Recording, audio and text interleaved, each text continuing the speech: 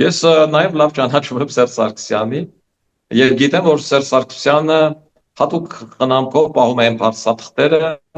ինչը որոշակի առումով կարևորություն ունի։ Ընդունենք, որ Սերժ Սարգսյանը եղել է ազգային անվտանգության նախարար երկար տարիներ, համակարգը գիտի, թուղթի գինը գիտի, Սերժ Սարգսյանը եղել է պաշտպանության նախարար, եւ էլի համակարգը գիտի, թուղթի գինը գիտի, վարչապետ է եղել եւ վերջապես նախագահ է եղել։ Այդ փաստաթուղթը որ կա, եթե եղել է, այդ փաստաթուղթը 100% Սերժ Սարգսյանն ունի։ Թող հրապարակի։ 6 ժամ հարցազրույց տալու փոխարեն ինքը կարող էր այդ փաստաթուղթը հրապարակել, որից հետո 10 րոպեանոց հարցազրույց տար։ Ես չեմ հասկանում այս փաստաթղթերի կռիվը։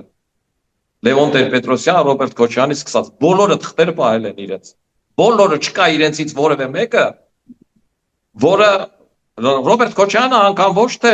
պատճեններն է պահել, այլ բնօրինակներն է իր։ Այսինքն այդ փաստաթղթերում եթե խնդիր կա, որի վրա հենվելով դուք կարող եք դիվիդենդներ շահել ու այս ընտրություններում հաղթել, դա չեք հրապարակում։ Հրապարակեք իմանան։